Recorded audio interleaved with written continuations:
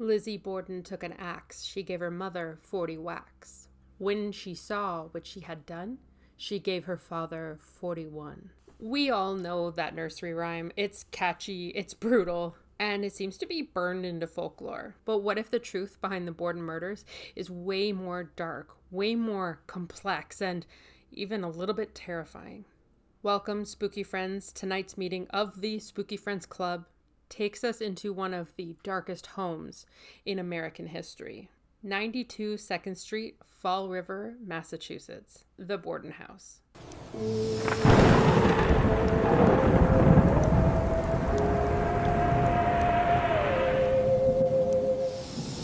This story is not just about an unsolved murder. It could be more about silence, intimidation, and family secrets. And the spirits, I feel, might still be walking the halls trying to claim their story. I'm going to share with you why I believe that Lizzie Borden wasn't the one swinging the axe. Also, why Bridget the maid stayed silent, even though she was there at the time of the murders, allegedly washing windows. And why Uncle John's shadow looms a little bit larger than people like to admit. And yes, we will talk about the ghost stories, because in this particular meeting, I've personally gathered evidence. I've listened to the stories and even captured some of my own paranormal experiences on camera, which might suggest that the house is more alive than people think. So grab a cup of tea or something warm, turn down the lights, and get ready for this week's meeting of the Spooky Friends Club.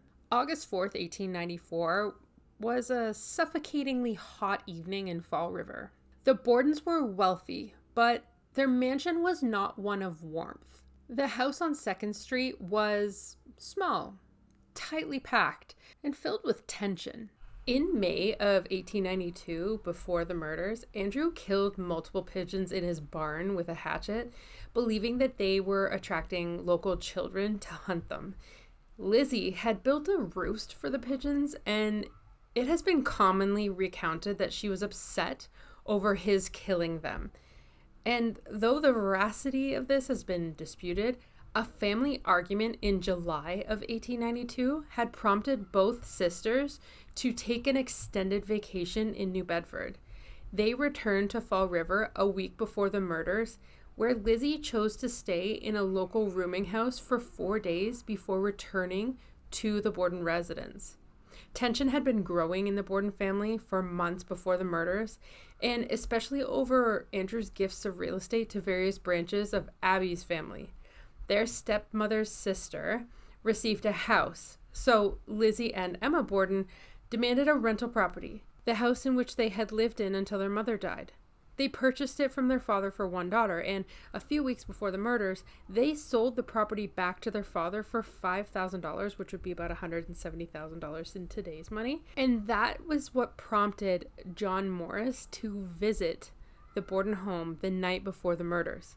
Andrew invited him to stay for a couple of days to discuss business matters, but this conversation led to speculation that this may have aggravated an already tense situation about property land transfer. So, was that something that could have caused the murders?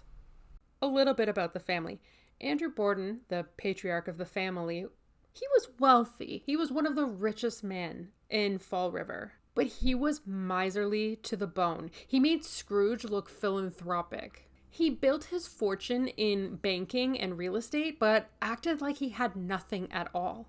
The family house on 92 2nd Street sat in a respectable but declining neighborhood. Even though Andrew could have afforded something more grander on, quote, the hill as they called it, there are these beautiful large homes, and that was where Fall River's elite had lived. Even though he could have had a stately home on the hill, he refused. Andrew was known to wear his dark suits until they were threadbare. He famously locked every single door in the house. Even when the family was inside, he would lock every door. It seemed like he didn't want anything getting in or out without his approval. Neighbors would describe him as cold, calculating, and feared or hated more than loved. To his daughters, he wasn't just strict, he was suffocating, absolutely suffocating. controlling their movements, their relationships, and their money, obviously. Mr. Borden, as he liked to be called, had been married to a woman named Sarah who unfortunately passed away, but they had 2 daughters, Lizzie and Emma. Abigail Borden, who later joined the family, was a stepmother to those girls. Most accounts describe her as dutiful, but it was said that Lizzie and her sister Emma saw Abby as an outsider, as not part of the family, and never truly accepted her. They would refer to her not as mother, which was common practice, but as Mrs. Borden. The relationship between Abby and the girls was so strained that they actually ate separately. So Mr. Borden and Mrs. Borden would eat in the dining room, and Lizzie and her sister would eat elsewhere or at a different time. Rumors circulated during the time and more so after that Lizzie and her sister thought that Abigail had married Mr. Borden merely for his money, and that she had pushed Andrew to sign over the property to her should something happen to Andrew. Whatever the truth is, resentment seemed to brew in that household between the members of the family. And by the summer of 1892, it boiled over. And the tension that they experienced was palpable to everyone around them. Lisbeth Borden, or Lizzie Borden, at the time of the murders was 32 years old. And because she was unmarried and she lived at home with her family, she was considered a spinster in Victorian society. Neighbors would often describe her as restless, moody, and eccentric. She taught Sunday school and volunteered at the church. But she also had a reputation for being sharp-tongued and really unpredictable. She longed for a life with more freedom and more status, and very much resented the constraints that her father had placed on her. One day she might seem cordial and happy, the next she might be seething and resentful. She just may have been simmering with a lifetime of pent-up frustration. I will leave the sister out of the story, but I do want to focus on Bridget, the maid. Her name is Bridget Sullivan. She was an Irish immigrant who had been living with the Bordens and working for them for over 3 years. Bridget lived under the roof of a home that considered her disposable. Interestingly, the day before the murders, Andrew and Abby Borden had gotten sick at dinner, as well as Bridget Sullivan, who had eaten the same meal. They were violently ill, likely just from spoiled food, but some think that Lizzie might have poisoned them. It's hard to say. But despite Bridget being very physically ill with her stomach aching, Abby ordered her to clean all of the windows outside of the home on the morning of the murders. In the blistering August heat of the Massachusetts summer. Bridget was sick, she was exhausted, and she was a little bit angry. She later admitted that on that day she had wanted to quit her job, but that Mr. Borden had convinced her to stay, ironically sealing her fate as one of the only witnesses in the house at the time of their brutal murders. But imagine the perspective of Bridget Sullivan. You are trapped in a house, being persuaded constantly to stay even though you don't want to, and being treated like you're replaceable and invisible. Forced to labor in a home where hostility collapsed around you at all times. It must have been awful for her.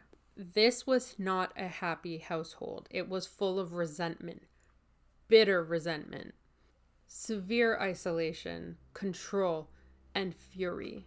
Unspoken fury that would build up into a perfect storm, just waiting for something to break, something to snap. By mid-morning, Abby lay hacked to death on the floor of the guest room. She had been struck 19 times, not 40 like the riddle would suggest. Her body was discovered and her face was unrecognizable. At 11 a.m., Andrew would return home from errands and he would decide to take a nap on the living room couch. Within just mere minutes, he too was brutally murdered. 10 savage blows to his face, leaving him completely unrecognizable. And allegedly, only 4 people were in the home at the time: Abby, Andrew, Lizzie, and Bridget.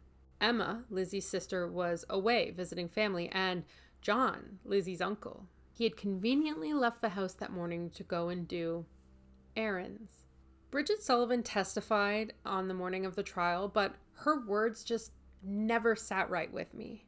Let me know in the comment section what you think about what she said during the trial. She said she heard nothing. Now remember, she's allegedly outside on a blistering day cleaning the windows. While Abby was being hacked to death upstairs, Andrew was coming home and also being hacked to death. That had to have made some kind of noise. And staying in this house, I could hear everything that was going on in the attic, and I could hear people just merely talking in the basement while I was in the middle room, in the dining room. There is no way that a hatchet could hack people to death, possibly with them screaming, and you would hear nothing from outside. It's not that well built and well insulated that you couldn't hear nothing. The Borden house is not that big. The sound of 19 axe blows in total would have echoed, would have made a sound. Blood-curdling cries would have penetrated the walls. You would have heard it. And during this time, it would have been way quieter without the sound of cars passing by constantly or planes flying overhead. You wouldn't have heard any of that cross sound. So why did Bridget hear nothing? Why would Bridget claim ignorance? Fear. In Victorian society, a maid, especially an Irish immigrant with no power, could never accuse her wealthy employer's family. Speaking out against Lizzie, or John for that matter, would have completely ruined her. She would have never worked again. After the trial, Bridget vanished west. There are some stories of her speaking to friends, but for all intents and purposes, she kept quiet and just left. Would never, ever speak of the murders again. The silence for me is just deafening. She knew something, I think. Some say that Emma paid to keep her quiet. Others believe that Bridget saw something, perhaps even just someone leaving the scene because it was pretty bloody, but she dared to never reveal it. In the seance that I attended, and this was last summer, so I've had some time to think about it, I directly asked Bridget, why didn't you tell the truth? Because I felt like she wasn't. And through the spirit box, I heard a whisper, I couldn't. Another was, I was afraid. There was a lot of, he would hurt me. Like a lot of talk of man hurting her specifically. I feel she was silenced. Indeed, silenced by someone. But who? Was it just a coincidence that I caught this kind of paranormal evidence? Well, other paranormal investigators have also investigated, and they've come up with similar conclusions of a woman's voice saying, I couldn't. And I feel like that, coupled with the story, maybe I'm just drawing conclusions here, but I feel like Bridget knew something and she was silenced because she knew if she opened her mouth, she'd be ruined or the person would come after her. So better she stay silent and just leave, which is smart.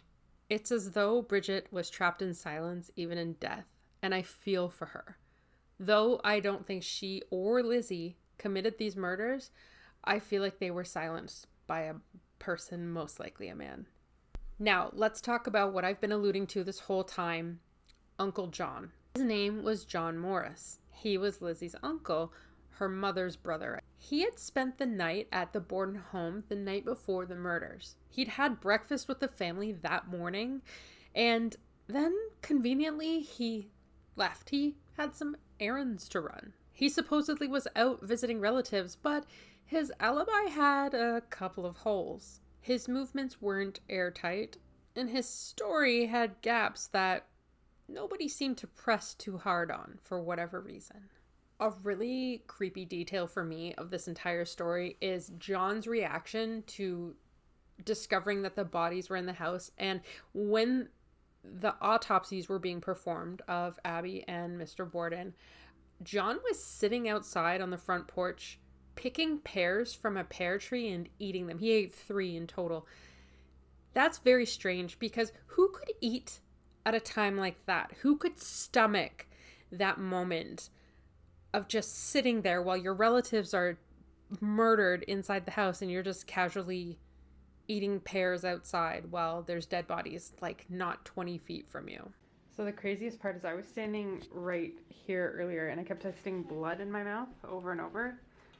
This is where they did the autopsies on this particular, I don't know if this is original, but there's pictures of Andrew Borden, which I can't show for graphic reasons, laying right there on a stretcher. Okay, this makes sense like because this. there's Very strange. Maybe some people are stronger than others. But did he have a motive? Yes. He was in active disputes with Andrew Borden over inheritance and financial dealings. Did he have opportunity? Absolutely, he had the opportunity. He knew the layout of the home. He knew the comings and goings of the family. But was there suspicion on him?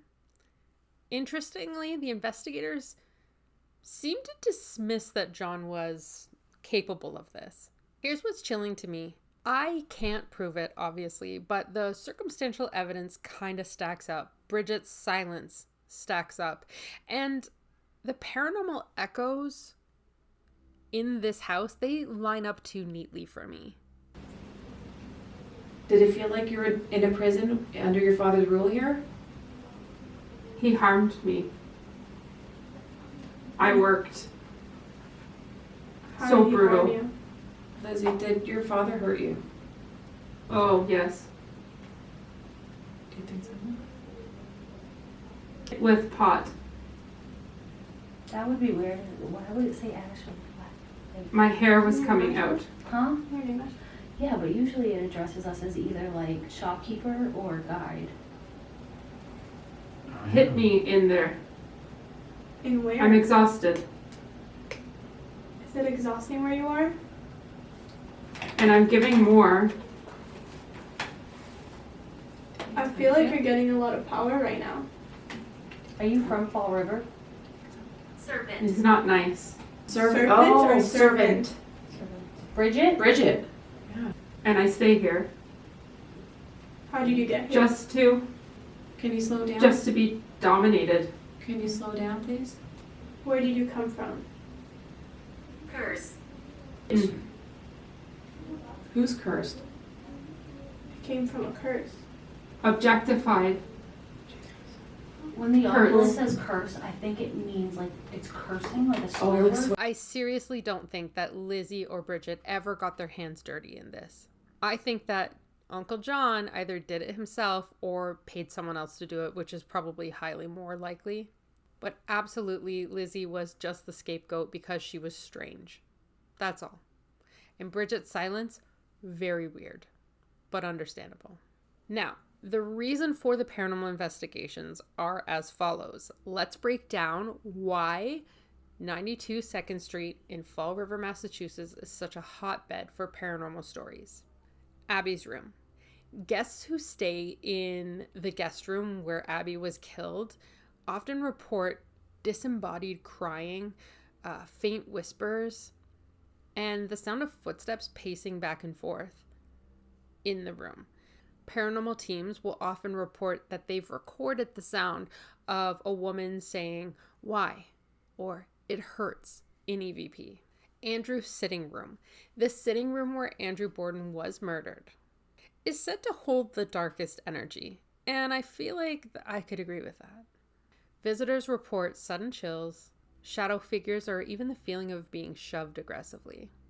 One guest reported feeling while they were sitting on Andrew's couch that someone was physically pushing a hand on their chest as if to hold them down.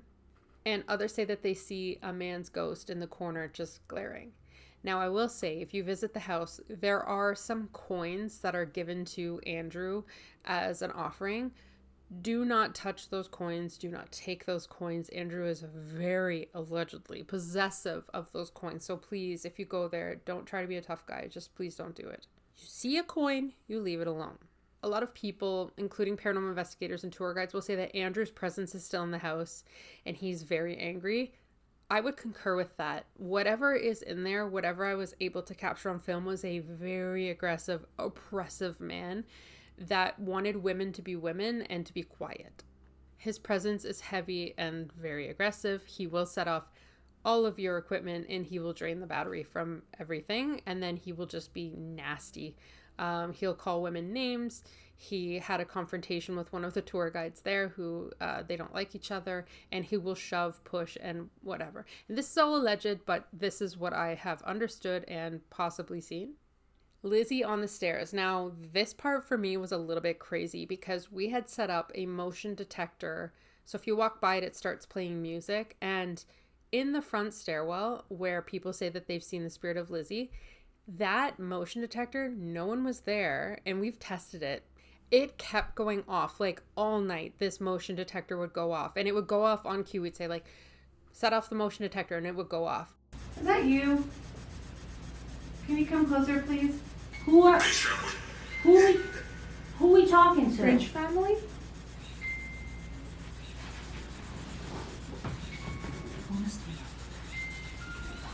Is the REM pod setting that off? No, the REM pod just witch. It just said witch. Me and Mr. Borden have a love-hate relationship too. He tells me a lot, get out my house, you're done, finish, leave. Horses. Horses. Mr. Borden did have horses. Let you get out.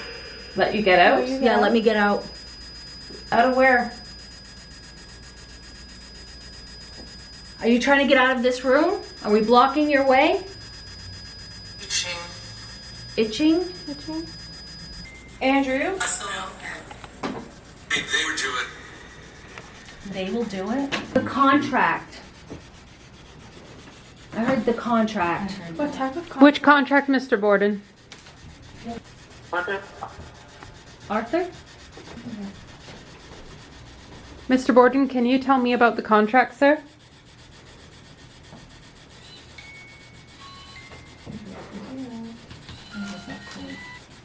Tapping up. You have good day. That just gave me. You have good debt? Did he say debt? You have a good day. Like he's mad. But first it said tapping out. Yes. It said tapping out, and then it said you have a good day. Loud and clear. I got goosebumps. Why? Yeah, I'm not. And it was like we were getting so. We didn't forget. We didn't Forget We that. will there. We were there. It said again like twice. A lot of people think that that's Lizzie staring down from the staircase. They describe her as restless and pacing, as though she's like watching for something, or maybe this was her during the murder. She was like pacing around. She knew that they were happening, maybe, and that would make you restless, and that is what her spirit is repeating. But others hear footsteps on the landing when the house is empty. The guides that were there in the house, they believe that Lizzie's spirit is no longer there. She actually bought a new house called Maplecroft up on the hill, which is the fancy area. Beautiful house, and lived out most of her life there. So, you know, having heard that she is not there anymore, she hated that place so much. I don't think there would be any reason for her to want to linger there. Maybe she does linger there just for that moment, but hopefully her spirit has moved on because of how oppressed she was in that house and how unhappy she was with Andrew. The children's spirits. So a lot of people will report the sound of children's laughter, and they will say that the children will play with your feet while you're sleeping. And I seriously did not believe in that. I actually was staying in the lawyer's room. Guests describe toys moving on their own because there's toys in the house. A small figure will dart around the corners, and a giggling sound, cold spots, things like that. While I was sleeping there, two weird things happened to me. One, I had a very severe stomach ache for no reason, seemingly out of nowhere. And the second is, while I was sleeping in the lawyer's room, something was like wiggling my feet back and forth, and I was so cold. And I went in like late August. It wasn't cold. I was so cold in that room. I have no idea what happened. I don't really believe in this kind of thing, but something was wiggling my feet. And why didn't I freak out and panic? What was I going to do? If I don't run away, then at least I could try to get a night's sleep. Didn't really work out that way. But whatever it was very strange. And I felt that it was probably something spooky, and I just didn't want to give it any mind. There is a really strange local story, and I couldn't find any like actual data on this or any proof, but they say that the house that was next to the Borden house, it burned down. But before it burned down, there was a woman who possibly drowned her two children in a well or a cistern or a bathtub. The stories vary, and that her spirit now resides in the Borden basement.